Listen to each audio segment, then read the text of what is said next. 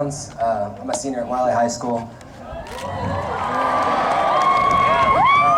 When I was asked to speak at Fields of Faith, I was super pumped. I've been coming here since I was in 7th grade, or before that even. And, I just didn't know exactly what I was going to talk about.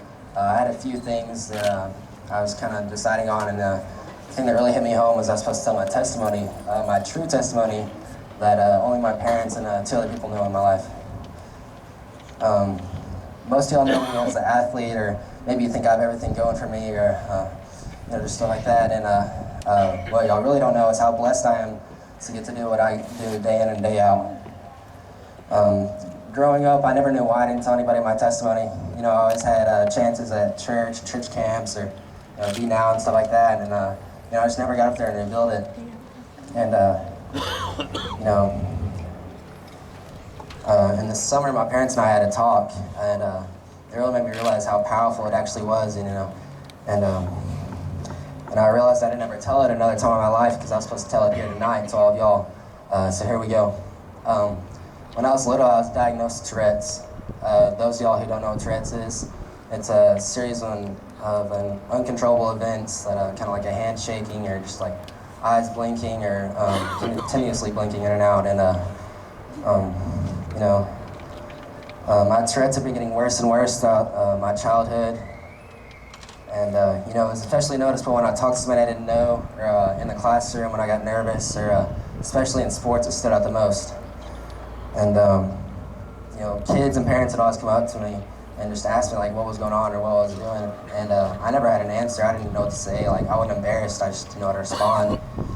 And Tourette's made me struggle socially throughout my early childhood, and caused me not to do what I always wanted to do, or talk to them I always wanted to. And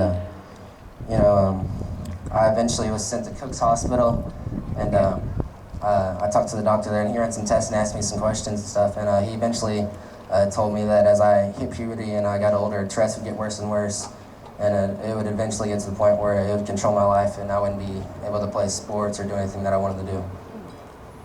I realized it was a big deal at the time. I was 10 or 11 years old, but I got strength from God that day that I was going to be okay, and I got reassurance that He was going to take care of it.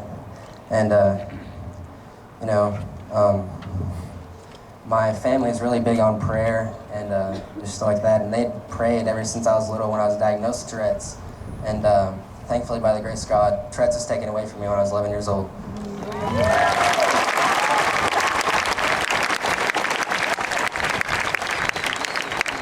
At the time, I didn't really realize or understand how big of a role it played in my life, and I wouldn't be near who I am today. I wouldn't be the leader I am in this school.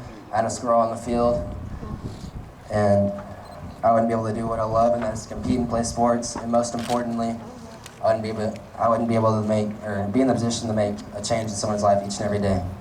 Looking back on the hospital visit to Cook's, it really made me realize, how blessed I really was, getting to see all these kids that had these different diseases and cancer and stuff, and it really made me realize how lucky I was that, God cured me, and a lot of them didn't get cured.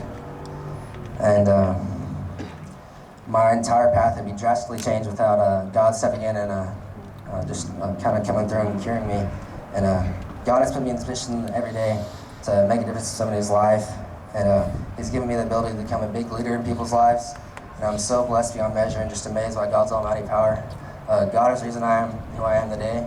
Now let's remember through thick and thin how blessed I am by Him. Thank y'all. Amen.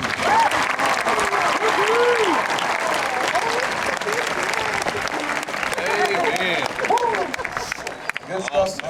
Awesome. Hope you guys are ready. Hope you guys are open.